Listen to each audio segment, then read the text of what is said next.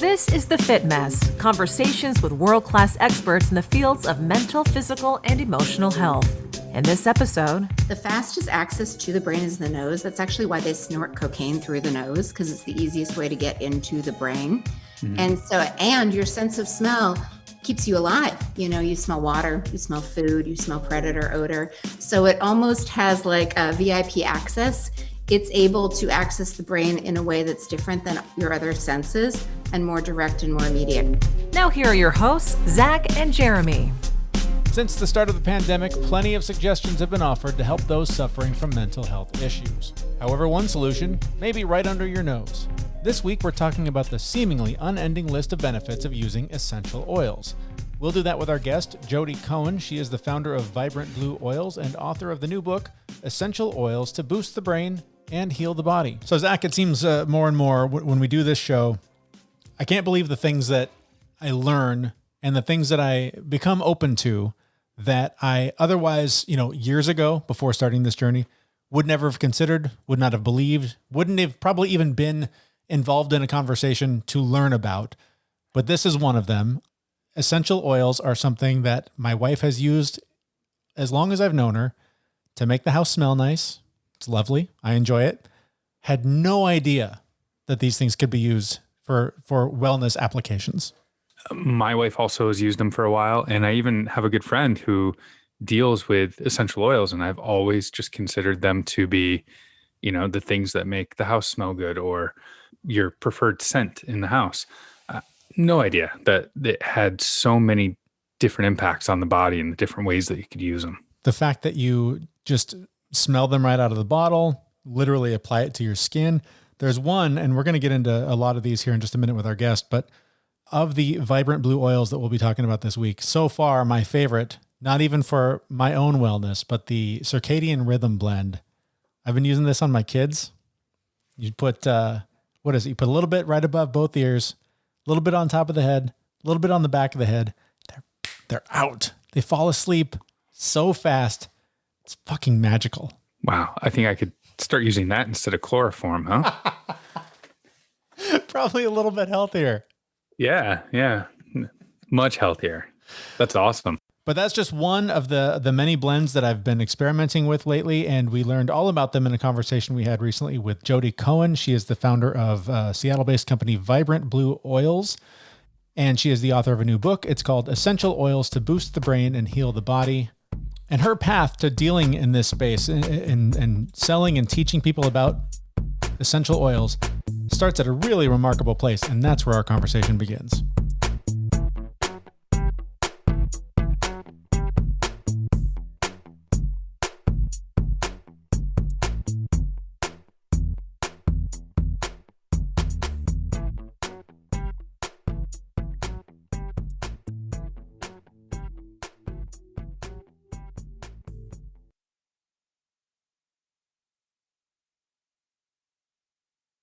I actually started in the U.S. Senate. I worked for Ted Kennedy in Health and Human Resources, and that right out of college. Wow. That was my introduction to health. Yeah, super high level. That's incredible. Yeah. And then I wound up being a journalist for a little bit, which I really loved. And then at a certain point decided I needed to make more money. So went and got a degree from Columbia for business, and was kind of tolling along as a Microsoft marketer until my second kid had some issues that no parenting class seemed to fix. And another mom observed that his personality changed when he ate something and said, my brother was on Ritalin his whole life, and it just turned out he was allergic to weird foods. You should take him to a nutritionist. And I thought, I can do that. That doesn't seem hard. We took him to a nutritionist, and our cue with him, we used to touch our nose with our finger and ask him to look at our nose. And he was so all over the place, he couldn't even focus on our nose. And within 2 days of changing his diet, he was able to focus on our nose. And it was like I had an entirely different kid. And parents can be a little mean, like when your kid doesn't quite, when the square peg doesn't fit in the round hole. And the relief that I felt of like, oh my goodness, now I know how to help him, like stay calm, stay focused, not blurt out. And I couldn't believe it was that easy. And so I went and got a degree in nutritional therapy. I was trying to help other moms. And then, my other shoe dropped. My husband, who was super fun, after my first child was born, we realized he was manic, and that's why he was so fun. And then we kind of got him medicated. And after the second child was born, he went in the other direction, became so depressed that I was worried he was going to die on my watch. And so there was a bit of an intervention. We moved him to a residential treatment facility. And once I knew he was safe and it wasn't my job to keep him alive, it was like I completely ran out of gas. I had no energy to wake up. I had no energy to do anything. The kids were little. I had a job. I'd get up with them, make them breakfast, pack their lunch, take them to school, come home, crawl back into bed, and set the alarm for pickup. And I knew nutrition, like I was supposed to know how to fix this. And I was taking all the things I thought I was supposed to take, and nothing was working. Unfortunately, because I was such a type A, like overachiever, I had helped a friend with a charity event. And as a thank you gift, she showed up with this big box of like 40 essential oils and said something that really made sense to me. When your body's in stress, it releases certain chemicals, one of them being cortisol and adrenaline that give your body energy. So these chemicals are really good. It's kind of like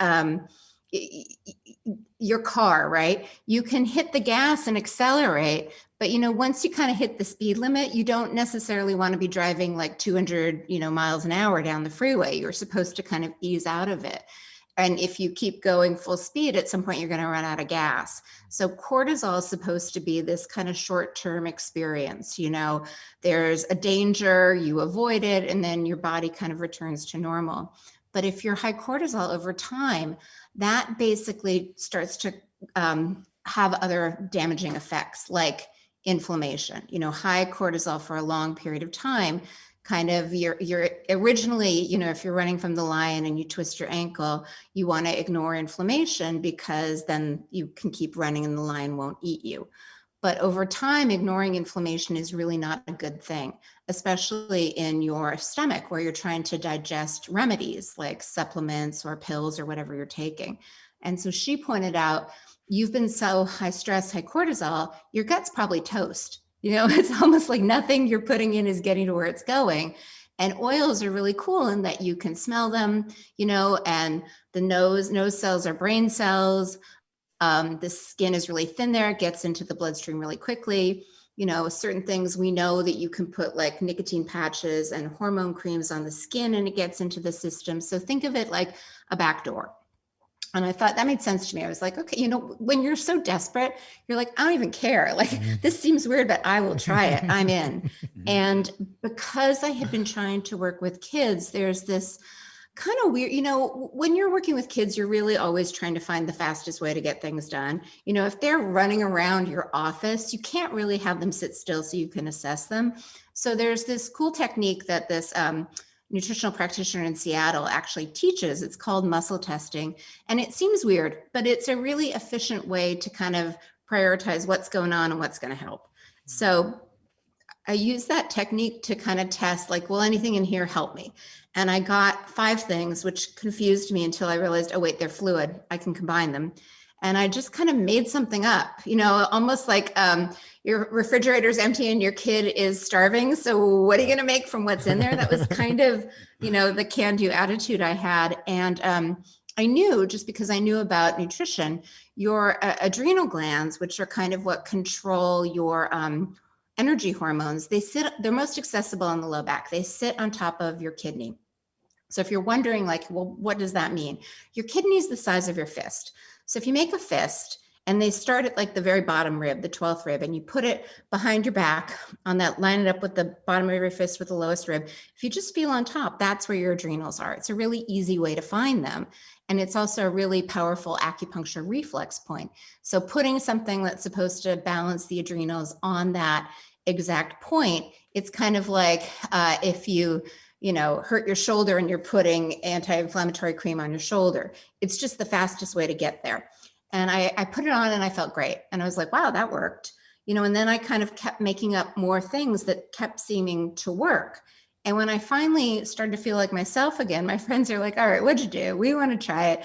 And it was almost a joke. Like, this is so weird, but it seems to be working. Like, why not? So at a certain point, they kind of suggested I do something with this, at which point I went online and was surprised that no one was really doing oils that way, like blends kind of focused on specific organ systems and regions of the brain. And also, I was very surprised, they make it seem incredibly complicated. Like, if I had had kind of the energy, the mental energy to start with research, I would never have done this because I would have felt unqualified.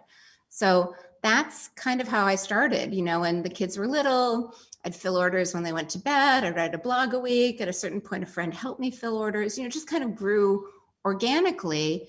But through the years, I kept realizing, what I was seeing with oils and how they were working was not what I was seeing in the books I was looking at or kind of the online articles. It felt to me like people were just scratching the surface, and there were so many powerful ways that you could use these things that were basically really simple that no one was talking about. So that's what prompted me to write the book. That's a fascinating journey. So tell us a little bit about, assume I've never heard of it. What are essential oils and how do we consume them? You mentioned a few, Yeah. topical solutions, but what are they and why are they important? So essential oils are really the concentrated essences of plants. And most people don't realize that most of our pharmaceutical drugs are derived from plants.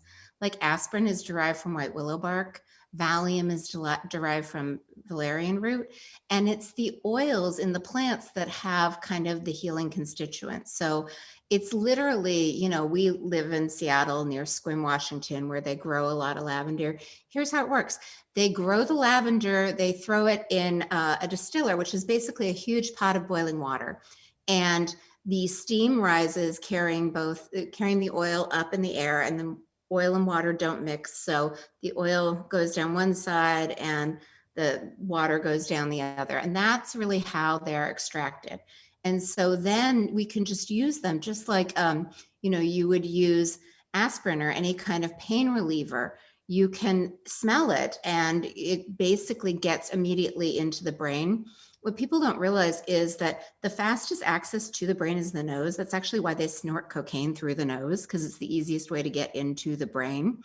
Mhm. And your sense of smell keeps you alive. You smell water, you smell food, you smell predator odor. So it almost has like a VIP access. It's able to access the brain in a way that's different than your other senses and more direct and more immediate.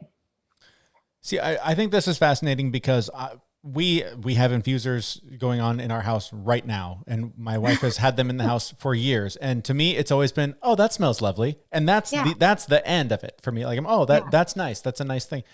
I'm completely blown away that it does have, I guess medicinal properties, that it can actually improve your health. I don't even know what my question is, but I just think that is mind blowing to me. That I've got a fridge full of these tiny little vials that I could have been using for any number of things, and I can't get past the idea that, I just thought that was a nice smelling thing. Most people do. And it's not bad. And honestly, if you're healthy and fine, you can just use it that way. It's when you start to get fatigue, or you're gaining weight and nothing you do works, or you are in a restaurant, you're like, oh yeah, this is a what's his last name restaurant. He owns all of them in Seattle. You lose words in your brain.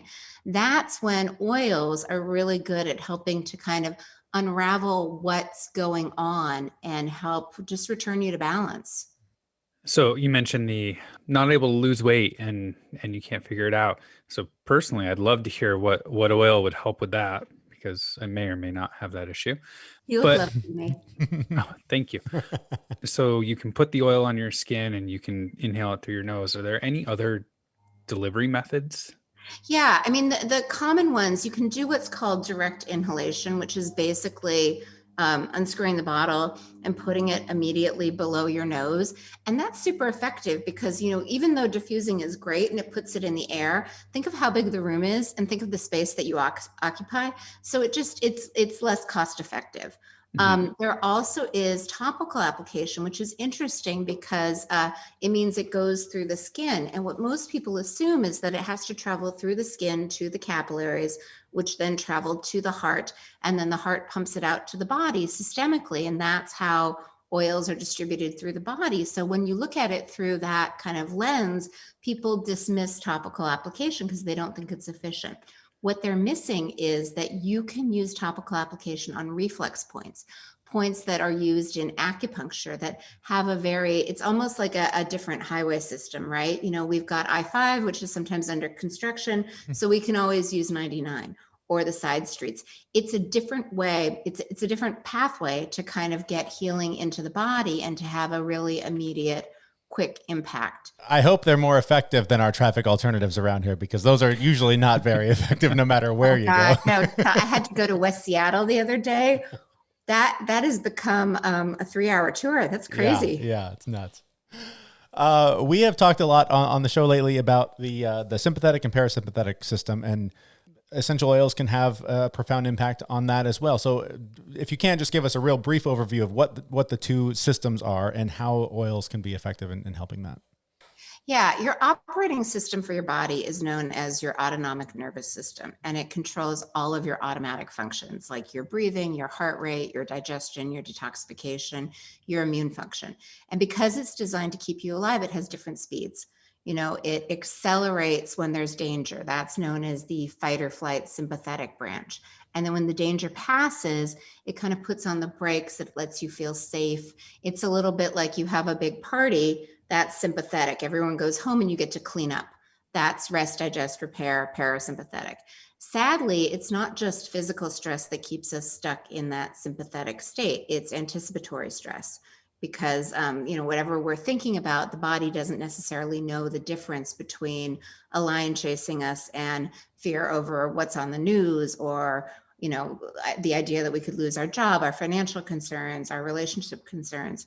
So when you're fighting for your life in survival mode, sympathetic, different resources are allocated. Blood is routed to your arms and your legs, away from your organs of digestion and detoxification. And what most people think, when they're told like, oh, you just have to reduce your stress, they're like, what am I going to do? Like go to a spa all day? Like the laundry still needs to get done. They think they need to modify their external environment. And what they don't realize is that there is a natural gear shift between fight or flight and rest and digest. And that is the longest nerve in the body that most people have never heard of. It's called the vagus nerve. It's cranial nerve number 10. And it's literally the information highway from the brain down to the body and the body back up to the brain. And at any point, I'm going to give a quick anatomy lesson, quick geek out session. It starts at the back of the head, splits and winds around both sides behind the ear. If you feel with me right now, kind of behind your ears, you're going to feel a bone. That is your mastoid bone. That is literally where the vagus nerve is the most accessible to the surface and the easiest to access. It then innervates the throat, the heart, the lungs, every organ of digestion and detoxification. There's kind of this famous practitioner, Datis Karazian, who was really spearheading the vagus nerve. And he was advising that you gag yourself with a tongue depressor, gargle, splash your face with freezing water. You can imagine compliance was like 0. No one wanted to do it because it was awful. And when I started realizing how quickly oils can get into the skin, I was like, okay, I know this point is a really good access point. It's also a reflex point. I wonder if you can use oils for that. And there's a way, heart rate variability is a really good indication of if you're in sympathetic or parasympathetic. And they have this cool gadget, it's called an Aura ring, that you can kind of check and see what's working. So I was playing with all these like relaxing oils, like lavender, chamomile, didn't do anything. But around the time I was starting the company in 2012, there was a New York neuroscientist by the name of Kevin Tracy, who was literally surgically implanting a pacemaker-like device behind the earlobe. It was 2 surgeries, one behind the earlobe, one in the chest for the battery.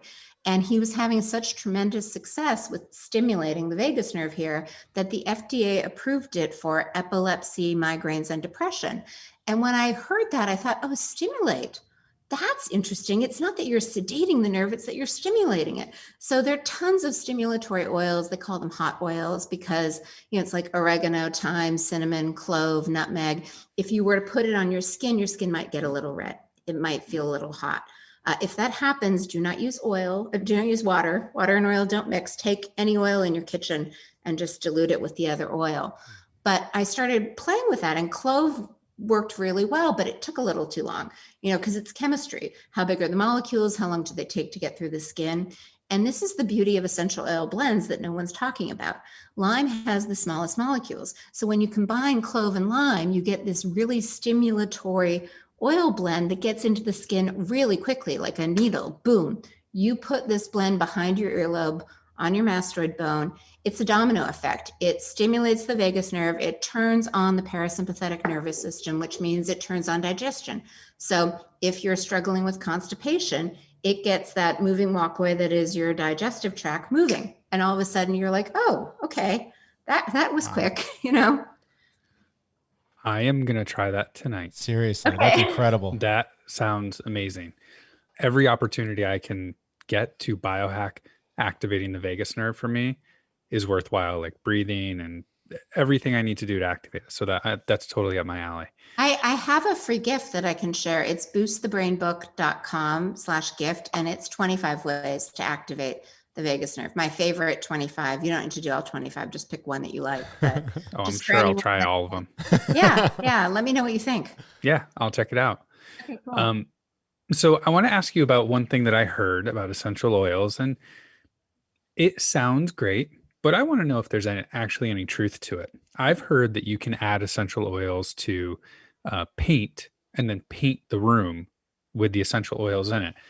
But like once the paint dries, what benefit would you ever have Yeah, from so it? it's lemon that you want to add, and it's because when you're painting, it off gases toxins, and because your nose is so sensitive, it basically kind of pollutes your body. It adds more of a toxic burden, and so if you add lemon oil to the paint, it reduces that. And I've worked with a lot of painters who have attested to that truth. So it's not that it keeps the oil in the room forever. It's more that it mitigates the damage of kind of the toxins that you're going to inhale while the paint dries. I could have used that tip a couple of weeks ago. We just had our entire house painted, and when we came back, it took like a week to not smell paint all day. And like we all had sore throats, and we just were irritated from the toxins. So that's really interesting. Yeah. Speaking of various recipes, I think some really common things that people have been dealing with for the last year: anxiety, depression, stress from just the way that we have to live our lives now.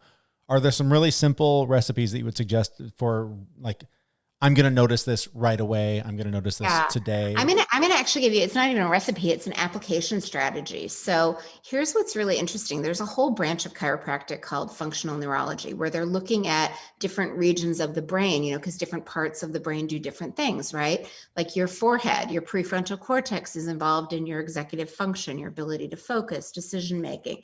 It works with your amygdala, which is kind of your fear center. They're a good check and balance for each other. But the right hemisphere is called kind of the ruminating hemisphere, and the left hemisphere is the liberator. So if you're having an anxiety attack or a panic attack, or your child is, that is your right forehead, your right frontal lobe that's overactive. So the quickest way to calm that is to do anything to stimulate your left frontal lobe, your left forehead. Guess what? Your nasal passageways go, it's like an express subway. It goes immediately, you smell through the left nostril right to the left frontal lobe. So all you need to do is smell anything, any oil that smells good to you. Orange is a really good one. Most people like that, and it's uplifting and it's affordable. You can even peel a tangerine and hold the peel there, because citrus oils are derived in the peels, right? But literally, right thumb, plug right nostril, smell anything through the left nostril, 3 to 7 breaths. At a certain point, you stop smelling it, kind of like when you're ravenous and then you start eating and you're like, okay, I'm good, I'm not hungry anymore, Right. And it basically stimulates the left frontal lobe, balances the two hemispheres. And I'm a poster child for anxiety. This has changed my life. I do not have panic attacks anymore. It's additive and cumulative. The more you do it, the more you kind of unravel that reflex. And it also seems to help with focus and creativity, because it seems to, the oils are carrying oxygen and energy to your executive function part of your brain. And so it's like building that muscle. Wow. So that's now two things from this interview that I'm going to go implement as soon as we hang up. I run really anxious, so I'm going to try that today. Yeah, I used to have panic attacks in supermarket lines, checkout lines, like you're in Trader Joe's, you go through the whole supermarket and then it's like taking forever. All of a sudden your heart starts exploding, you're really hot. And I used to have to abandon cart. And since I learned this strategy, I have not abandoned cart since. And I'm really proud of that. That's good. Good. I just don't go to Trader Joe's because I just avoid the situation entirely. Oh, really? Yep. Yeah. Well, my daughter likes some, there's certain things you can only get at certain supermarkets. Yep. I send my wife to Trader Joe's. Oh, okay. You've got it. See, that's another strategy. You've got your compensatory strategy already. Exactly. Yeah. So we've diagnosed Zach's problem. So I run more the depressed side. So I'm assuming I would do the opposite, that I would smell something good on the right side of my nose if I'm feeling down or depressed. Am I correct? Depression is not a one size fits all. There are different kind of reasons for depression, but there's a huge correlation between low prefrontal cortex function or inflammation in the prefrontal cortex and depression. So you would smell something through both nostrils. And a lot of the citrus blends, there's a lot of research on bergamot and neroli, which are kind of expensive, but all of them work. It could be lemon, it could be grapefruit, it could be lime, it could be orange, whatever you like. Literally go to, Whole Foods or whatever's near you and just do a little smell tour and pick one of those, and just smelling.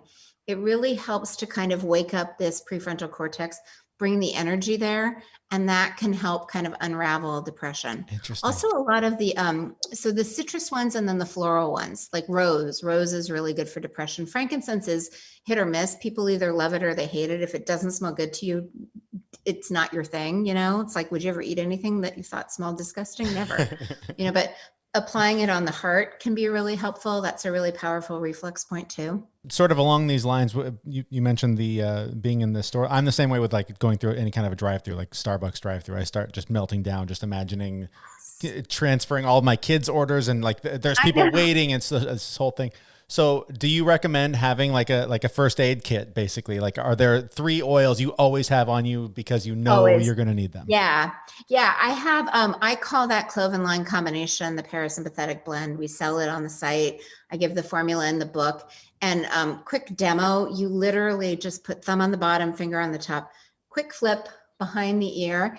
And it's great because it turns on digestion. Like the whole digestive cascade starts with the parasympathetic state. And so for your kids, like I used to be the worst, I would be like throwing the sandwich to them in the back of the minivan on the way to the soccer practice, not a parasympathetic way to eat. But now I know if I had to do that, sometimes life isn't perfect. So you just do what you can.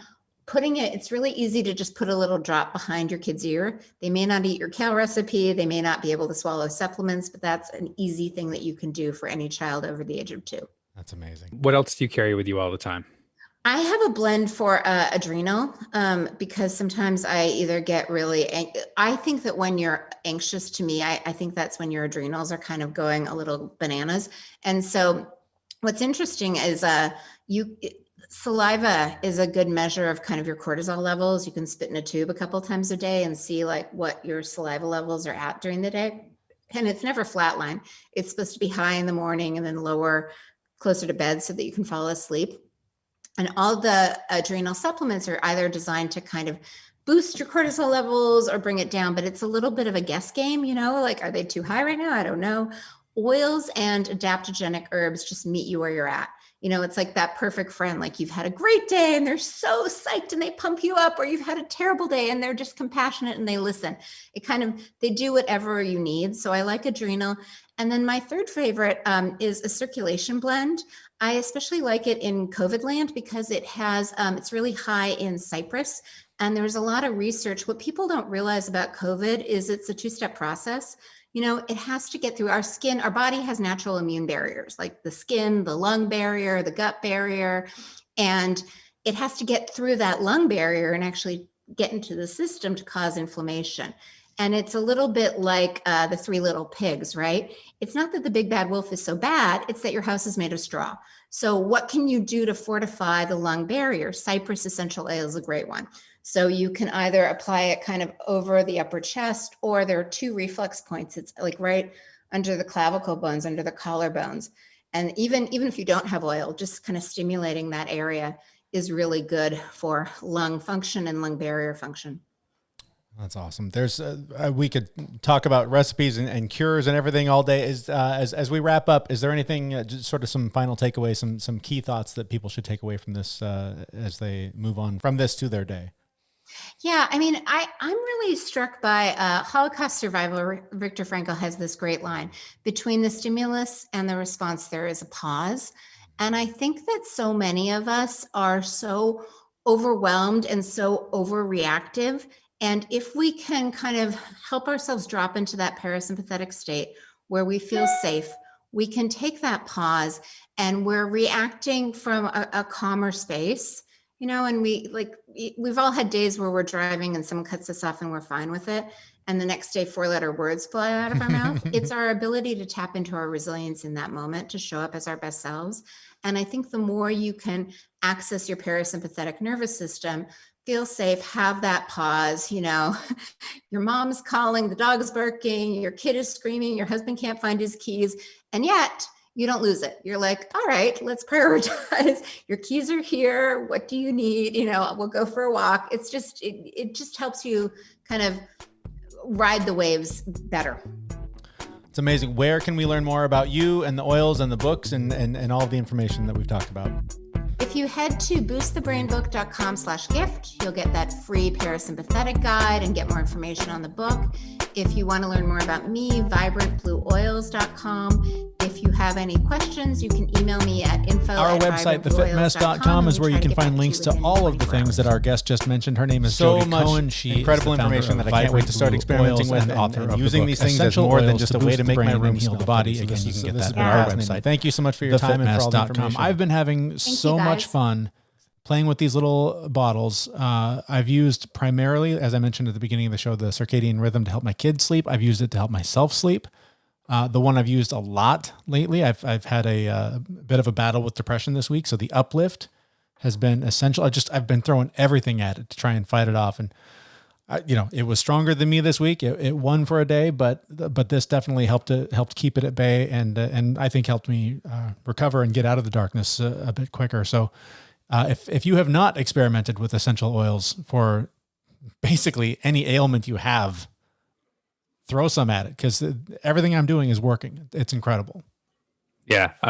After that interview, I actually, I didn't have the specific blend that she was talking about, but I tried, I mixed a little bit of lime and clove together, and I've been rubbing it behind my ears to activate the vagus nerve. And surprisingly enough, I can feel the tingling of the oils getting in, and it kind of has a nice calming effect for me, and my digestive system actually started working shortly thereafter. It's amazing. Just a quick little application and I felt better. I felt good. I was shocked the first time that I put it behind my ears, like she suggested. Within minutes, I felt like the back of my legs, I just felt this sort of calm, this sort of tingle that just helped me relax. And I've noticed whenever I've done it, that happens. So, I mean, this is not just, oh, this smells pretty and the smell makes me relax. Biologically, there is a change happening that helps all of the things that she just mentioned. So I just think it's just a fabulous tool. And I'm so excited that we've learned about this, because I think that it can really make a huge difference in people's lives. Yeah. I've actually also used her little trick of just inhaling through one nostril, just something that you like. So I've got cinnamon and I just inhale that for 6 or 8 breaths. And it actually brings my anxiety down. If I'm having a really strong bout of anxiety over something, it's brought me down. It's really cool. I've been doing that. And on the other end, when the depression started setting in, I just, like she said, I smelled through both nostrils until basically I couldn't smell it anymore, because you just get numb to it. And you put some over your heart, and definitely, like I mentioned, I had a pretty depressive episode. I was pretty knocked out, pretty disconnected, just felt really in a dark place. But I felt it coming on for 2 days. And so I threw everything at it. I threw these at it, my breath work, my meditation. I just threw everything at it. And I think that is why it wasn't a 3-day in the dark, horrible experience. It was 2 days of fighting it back until finally I collapsed. and it won, but I kept doing the things and it got me out of it that day. So I just, again, can't recommend it enough. Yeah, I hear you. I'm just looking forward to trying more, right? So I've tried just a couple of different scents, I think like 3 or 4, but I know that there's hundreds and there's so many different things that you can do with this. Her book is just full of all kinds of cool things though. You know, and again, with these kinds of things, I mentioned at the beginning of the show, this is something that a few years ago I wouldn't have even probably known about, certainly wouldn't have considered. And the fact that, I've become more open to experimenting, like Jodi said in the interview, this seems weird, I got to try it. The more I take that approach to finding ways to better myself, the more I learn and the more I really do follow a path to better wellness and to better health. And it's just been such a great ride. It reminds me a lot of acupuncture, because I still don't understand the science of acupuncture. You can tell me all day long about how it helps direct the energy. I don't know what that means, right? I don't know what that's not a quantifiable thing that I can point my finger to and go, oh, that's what that is. If you were telling me it increases blood circulation, okay, that's a thing that I've seen blood. I know what that is. But to have something that directs the energy of your body, I don't get it, but I love it and I know it works. And to me, this is something similar where I don't understand the science of it, but I love that it does work.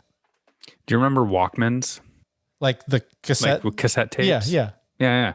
So think of it that way. And your body is the Walkman and the tape is in there playing and it's spinning the gears and all that. Mm-hmm. And you've got a crooked battery in it, right? It's not going to work, right? Because the energy is not flowing through. Mm-hmm. So the acupuncture just helps put those batteries in the right place so that the energy can flow. But it's just weird because I don't have a battery, right? It's a weird thing for me to wrap my head around about where that energy comes from. But you do, it's in your cells. Yeah. Again, no lab coats on over here. I don't understand the science of it and I'm fine with that, but it just be okay with it. Right. Yeah. But this is one of those things for me. So I wish I could tell you why it works. Maybe you can explain it better than I can. No, I can't tell you why it works. Well, luckily we had a really good interview with somebody who can. So, well, again, that goes back to the premise of the show: 2 average, sometimes below average guys. Yep. Just being curious and figuring things out. Trying stuff. But that's what you're talking about, though, is being curious. Yes, right. Exactly. That seems to be a recurring theme. Again, is just being curious about these things and trying these new things, because I would 90% of all the things that I do to maintain my health physically and mentally, I wouldn't have believed that they would work, that they would do anything. But I got curious and said, you know what? I'll give this a shot. What do I have to lose? I'm going to smell, I'm going to smell pretty with oils for a little bit. That's the worst case scenario. You smell better. Yeah. So why not? It just all comes back to that curiosity. And I'm with you on it. 5 years ago, it would have been essential oils. Nope. Right. Nope. Not even going to try it, because that's not going to do anything except make me smell funny. Right. But clearly, we now know we would have been very wrong. All right, if you're curious, want to learn more, want to try it out, there are links to Vibrant Blue Oils on our website as well as to the book. Our website is thefitmess.com. There you can sign up for our newsletter so you never miss an update about the show, and you can follow us on your favorite social media channel and subscribe on whatever podcast player you are using. Thank you so much for listening. We will be back next Wednesday with a brand new episode at thefitmess.com. See you, everyone. We know this podcast is amazing and doesn't seem to lack anything, but we need a legal disclaimer. Prior to implementing anything discussed in this podcast, it is your responsibility to conduct your own research and consult your physician. You should assume that Jeremy and Zach don't know what they're talking about, and they're not liable for any physical or emotional issues that occur directly or indirectly from listening to this podcast.